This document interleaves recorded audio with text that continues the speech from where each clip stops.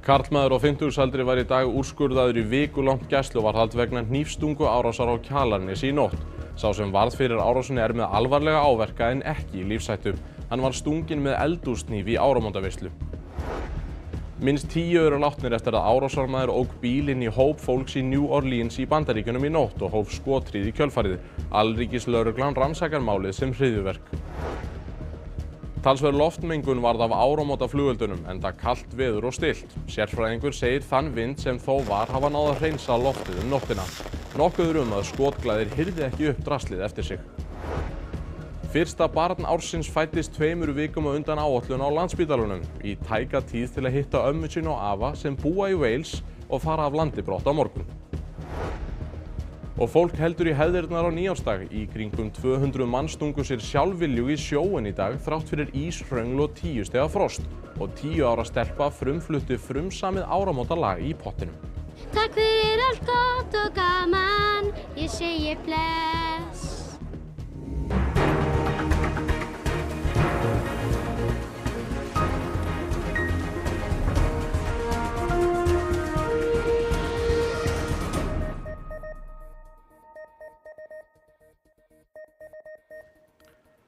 Gott kvöld og gleðilegt nýtt ár. Karlmaður á 50-aldri særðist alvarlega eftir hnífstungu á gistiheimili á Kjalarnesi á nýársnótt. Einn var úrskurðaður í viku gæsluvarðhald vegna málsins. Lögreglu barst tilkynning árásina sem gerð var á gistiheimilinu Tindum á Kjalarnesi skömmu fyrir klukkan 1 í nótt. Mikill viðbúnaður var á staðnum og var sérsveit ríkislögreglustjóra kölluð til aðstoðar. Samkvæmt upplýsingum fréttastofu leigir fyrirtæki í nágrenninu gistiheimili fyrir starfsmenn sína. Það virðist vera að þarna hafi komið til átaka manna á milli, einhvers konar ósætti sem verður til þess að það eru 3 aðilar að við teljum sem fá ýmist sár eða alvarlegri áverka eftir hníf. Hverjir eru áverkar mannana? Það voru minniháttar áverkar á baki og líkama á 2 og þeir eru útskrifaðir en 3. fékk alvarlega áverka í brjósthol. Sá síðastnefndi liggur á Landspítala og er ekki talinn í lífshættu. Það er einn í gæsluvarðhaldi og ég er í gæsluvarðhaldi til 8. janúar. Var annaðhvort meintur stungumæður að þeir sem eru fyrir stungunum búsettur þarna? Já, einhverjir af þeim voru búsettir þarna og einhverjir voru gestkomandi. Allir sem tengjast málinu eru karlmenn á ýmist 40 eða 50-aldri og voru að sögn Elínar Agnesar félagar. Ekki fengust upplýsingar þjóðerni þeirra. Hvernig hníf var beitt? Heyrðu, svona fyrstu upplýsingar sem við höfum, það er að það hafi verið hnífur sem var í eldhúsi þegar kemur þarna til átaka. Sem sagt ekki vasanhnífur sem við komum til bar það á sér? Ekki miðað við fyrstu upplýsingar, nei. Fréttir af hnífaárásum hafa verið ófáar á undanförnum mánuðum. Sumar þessara árása hafa haft skelfilegar afleiðingar. Elín segir fyllstu ástæðu til að hafa áhyggjur af þessari þróun því að tölur sýna að slíkum árásum hafi fjölgað. Auðvitað grípa menn til hnífa kannski við sumar aðstæður en svo er menn að ganga vopnaðir þess á milli. Hvort að það var þarna bara er ég ekki alveg viss en þetta er efni sem við virkilega erum að skoða, hvað valdi og hvers vegna. Minnst 10 eru látnir og 35 slasaðir eftir að hryðjuverkamaður ók pallbíl inn í hóp fólks í New Orleans í Bandaríkjunum í nótt. Alríkislögreglan rannsakar málið sem hryðjuverk. Þegar klukkan var farin að ganga 4 í nótt breyttist nýársfögnuður New Orleans búa í sannkallaða martröð þegar maður ók hvítum pallbíl inn í þrönga götu í borginni sem er vinsæl meðal túrista og skemmtanaglaðra og ók yfir fjölda fólks og á miklum hraða. Lögregla segir að strax hafi verið ljóst að skýr ásetningur byggi að baki. This man was trying to run over as many people as he possibly could. It was not a DUI situation. Þegar bíllinn hafði stöðvað steig árásarmaðurinn út á götu og hóf að skjóta á nærstadda. Lögregla svaraði sömu mynt og árásarmaðurinn lést í skotbardaganum. 2 lögregluþjónar særðust en þó ekki lífshættulega. Alríkislögreglan FBI rannsakar málið sem hryðjuverk. Heimatilbúnar sprengjur fundust í bíl árásarmannsins. Enn er ekkert vitað ástæðu árásarinnar og lítið vitað árásarmanninn sjálfan. Lögreglan í New Orleans veitir frekari upplýsingar á blaðamannafundi í kvöld. Heimildir bæjarblaðana í New Orleans herma að árásarmaðurinn Shamsud-Din Jabbar hafi verið á 50-aldri og flaggað fána samtakana sem kenna sig við Íslamskt ríki á bílnum sem hann notaði til árásarinnar.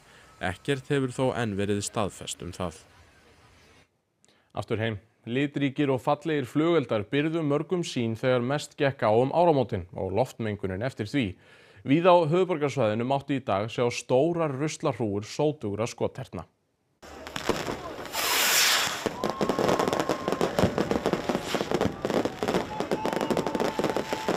Venju samkvæmt var himinninn yfir höfuðborgarsvæðinu og auðvitað víðar glæsilega upplýstur og skrautlegur áramótin.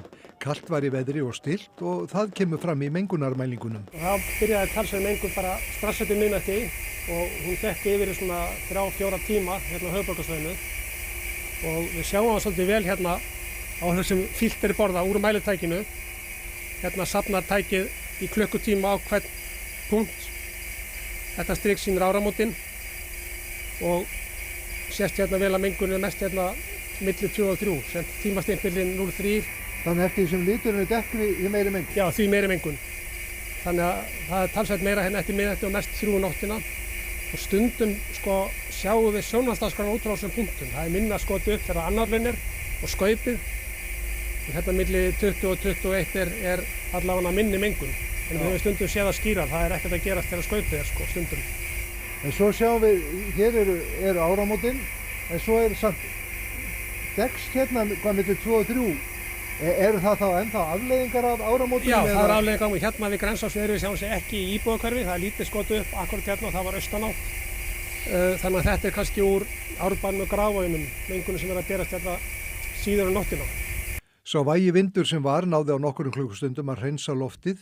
Mest mældist mengunin yfir 600 mikrogrömm á rúmmetra á klukkutíma meðaltali, sem er mikil mengun. Heilsuverndarmörk eru 50 mikrogrömm á sólarhring, þannig að það skýrist ekki alveg strax hvernig ástandið var fyrir en að loknum degi. Flugeldarnir þegar þeir springa út á himninum eru óneitanlega fallegir, en eins og framkom hér að framan þá valda þeir loftmengun. Þeir enda líka yfirleitt sem drasl á jörðu niðri og margir þeirra sem að færa okkur fegurðin á himninum, þeir færa okkur líka drasli hérna á jörðinni og skilja það eftir hand okkur. Merkið þess mátti sjá í dag víðsvegar borgina og er þá ekki verið að tala um stöku rakettuprikk heldur stærðar sundurtætta og sótuga pappakassa og fleira af því tagi. Nýliðið ár var með eindæmum viðburðaríkt á alþjóðasviðinu og útlit er fyrir að 2025 verði það líka. Stríðið í Úkraínu gæti tekið enda á nýju ári og þá var afar líklegt að nýkjörinn Bandaríkjaforseti verði fyrirferðarmikill. 2024 var sannkallað kosningaár og hafa aldrei fleiri jarðarbúar kosið í lýðræðislegum kosningum á einu ári. 2025 verður ekki jafn stórt kosningaár en þó eru nokkrir hápunktar. Norðmenn kjósa til þings á árinu og það verður á brattan að sækja fyrir forsætisráðherrann Jonas Gahr Støre. Það gildir einnig Olaf Scholz, kanslara Þýskalands, sem líklega verður kosin úr embætti í þingkosningum í febrúar. Kosið verður til þings í Kanada og forsætisráðherrann Justin Trudeau treður marvaðan í skoðanakönnunum. Og þá kjósa grænlendingar til þings á árinu og í Danmörku verður kosið á sveitarstjórnarstiginu sem og í Finnlandi. Íbúar í Belarús kjósa sér nýjan forseta á árinu. Þær kosningar verða þó ólíklega frjálsar og lýðræðislegar, ekkert frekar en síðast þegar Svetlana Tikhanovskaja bauð innræðisherranum Alexander Lukashenka byrginn og hratt af stað byltingu í landinu. Og loks má nefna Pólland en Pólverjar kjósa sér nýjan forseta á árinu. Í febrúar verða liðin 3 ár frá innrás Rússa í Úkraínu og við þau tímamóti líklegt að loksins hilli undir lok stríðsins. Tónninn í stríðandi fylkingum hefur breyst töluvert síðustu misseri og má merkja samningsvilja á báðum hliðum. Zelenski Úkraínuforseti er tilbúinn að láta landsvæði af hendi til Rússa og Pútín Rússlandsforseti þykir líklegur til einhverra málamiðlana. Það er ekki alvitlaust að spá því að stríðinu í Úkraínu ljúki árið 2025. En það væri hins vegar djarft að spá því að friður komist á í Mið-Austurlöndum á nýju ári. Þar bendir ekkert til þess að horfi til betri vegar. Árið 2024 gerðu Íran og Ísrael í fyrsta sinn í sögunni beinar árásir hvort gegn öðrum og Ísraelar riðust af hörku gegn Hezbollah í Líbanon, meðal annars með sprengjuregni í höfuðborginni Beirút. Svo er mál Ísrael vegna þjóðarmorðs á Gaza enn til meðferðar alþjóðadómstólsins í Haag. Það er ómögulegt að spá fyrir hvað 2025 ber í skauti sér í þessum heimsluta, en friður verður það líklega ekki. Svo má segja að framtíð eins lands í þessum róstursama heimsluta ráðist á nýju ári, það er Sýrlands, en getur þó brugðið til beggja vona, er uppreisnarmönnum alvara að koma á lýðræði og friði, eða verður valdatómið í landinu til þess að steypa því aftur ofan í borgarastyrjöld. Og svo er það þessi maður hér sem snýr aftur í Hvíta húsið 20. janúar næstkomandi og verður þá 47. forseti Bandaríkjanna. Hvort sem það verður vegna stríðsins í Úkraínu, átaka fyrir botni Miðjarðarhafs, loftslagsmála eða þróunar stjórnmálaumræðu á Vesturlöndum almennt, þá mun Donald Trump eflaust vera oft á skjánum á nýju ári. Forseti Íslands sæmdi 14 riddarakrossi hinnar íslensku fálkaorðu í dag. Heiðurinn kom sumum orðuhöfum skemmtilega á óvart. Þau 14 sem fengu heiðursmerki hinnar íslensku fálkaorðu á Bessastöðum í dag eru Bala Murakan Kamala Karan, frumkvöðull og framkvæmdastjóri, Brian Pilkington, myndlistamaður, Júlíu Sólnes, prófessor og fyrrverandi umhverfisráðherra, Geirlaug Þorvaldsdóttir, hótelegandi, Glódís Perla Viggósdóttir, knattspyrnukona, Íris Grönfeld, íþróttafræðingur, Jón Þór Hannesson, kvikmyndagerðarmaður, Jónas Karl Thorvaldsson, sviðsstjóri hjá Landhelgisgæslunni, Kristín Jóhannsdóttir, safnstjóri, Magnea Jó Matthíasdóttir, rithöfundur og þýðandi, Sigurð Þóra Bergsdóttir, framkvæmdastjóri, Sólveig Þorsteinsdóttir, bókasafns- og upplýsingafræðingur, Þorsteinn Tómasson, plöntu erfðafræðingur og Þórir Hergeirsson, handboltaþjálfari sem ekki var viðstaddur. Glódís Perla er væntanlega með yngri orðuhöfum. Hún er vön að taka á móti allskyns verðlaunapenningum og bikurum en hún segir þetta að hafi verið öðruvísi. Bara ótrúlega sérstakt, öðruvísi, ekki alveg það sem ég er vön en svona alveg risa heiður að fá þetta og fá þetta frá henni Höllu er bara alveg frábært. Komið það á óvart? Já, ég get alveg verið hreinskilin við það. Ég bjóst ekki við þessu, hafði ekki leitt hugan að þessu en eins og ég segi bara gríðarlegur heiður að hafa fengið þetta. Glódís Perla vann marga glasta sigra á nýliðinu ári og segist bjartsýn fyrir nýhafið ár þar sem hún vilji gera enn betur. Geirlaug Þorvaldsdóttir, eigandi Hótel Holtz, hefur rekið það lengi og varðveitt í leiðinni gríðarlegt listaverkasafn sem er á hótelinu sem og í vörslu listasafns Íslands. Hún, eins og Glódís Perla, varð hissa á þessum heiðri.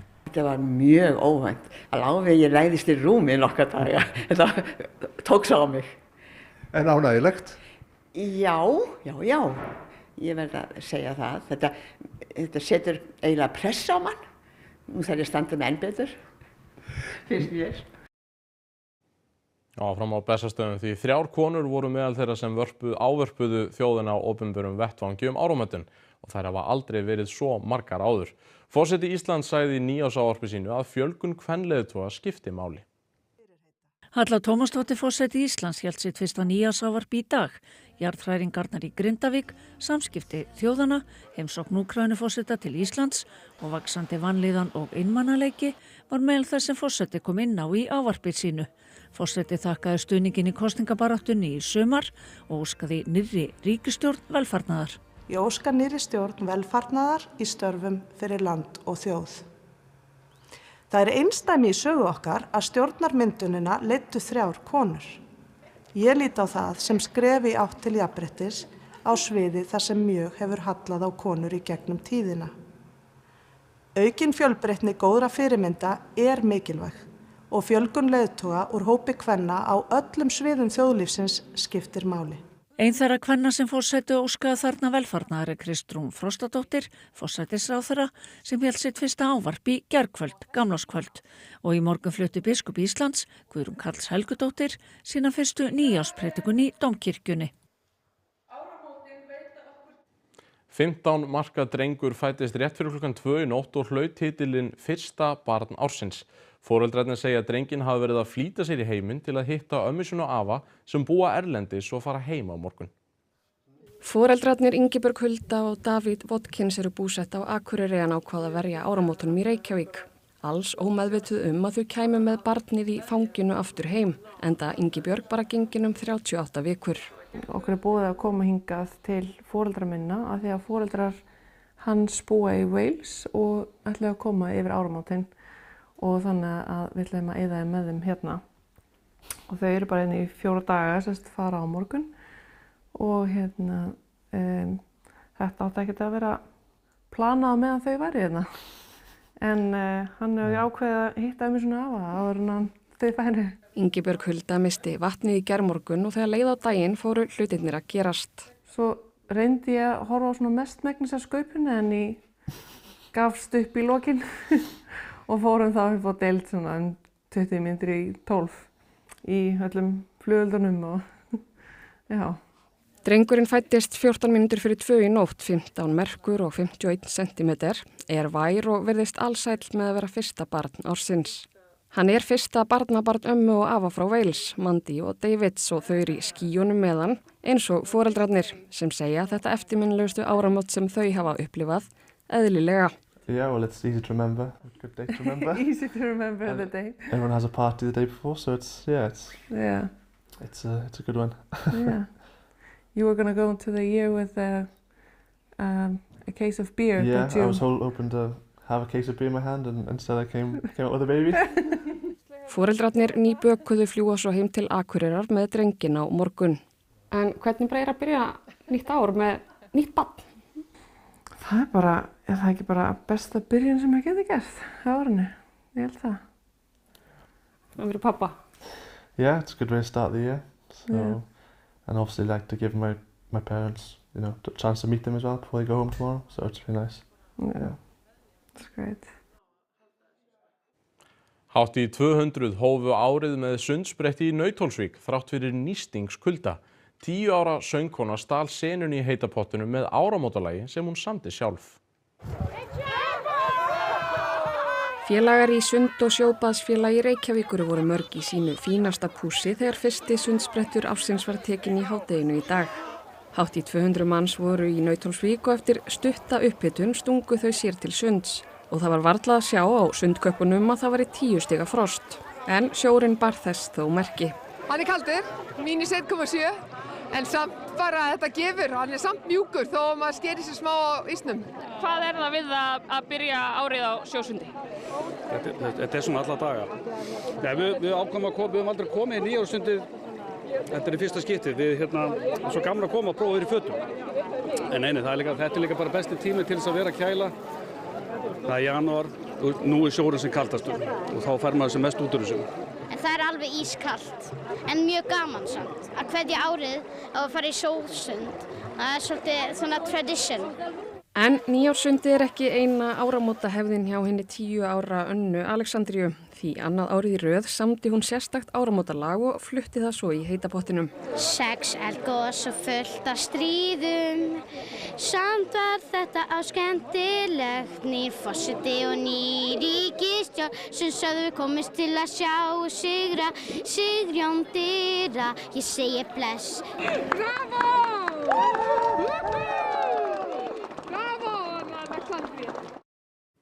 Þá veitum við hver sér fréttaannálina á næsta ári. Skulum gá að veðrinu. Það verður norðlæg og fremur hæg átt landið austanvert og stöku él við austurströndina. Vestan til verður þó vestlæg átt og það þykknar upp í kvöld og nótt.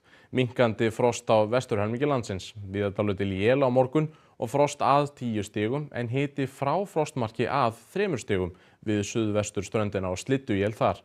Bjartað mestu á Suðausturlandi en Óli Þór Árnason fer nánar yfir veðurhorfur næstu daga að loknum fréttum. Og rifjum þá upp helstu atriði þessa fréttatíma. Karlmaður á 50-aldri var í dag úrskurðaður í vikulangt gæsluvarðhald vegna hnífstunguárásar á Kjalarnesi í nótt. Sá sem varð fyrir árásinni með alvarlega áverka en ekki í lífshættu. Hann var stunginn með eldhúshníf í áramótaveislu.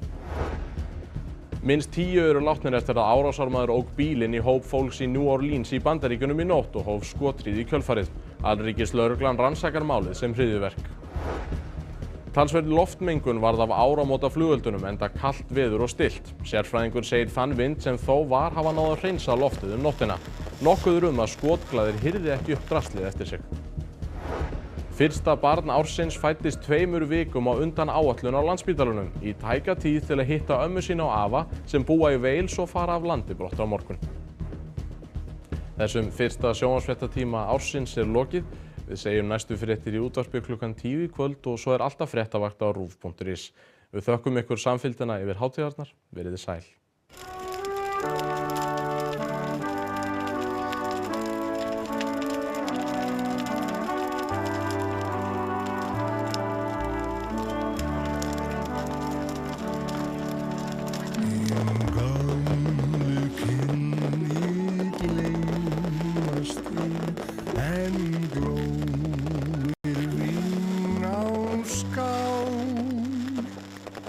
Hinn gömlu kynni gleymast ei, né gömul tryggða mál.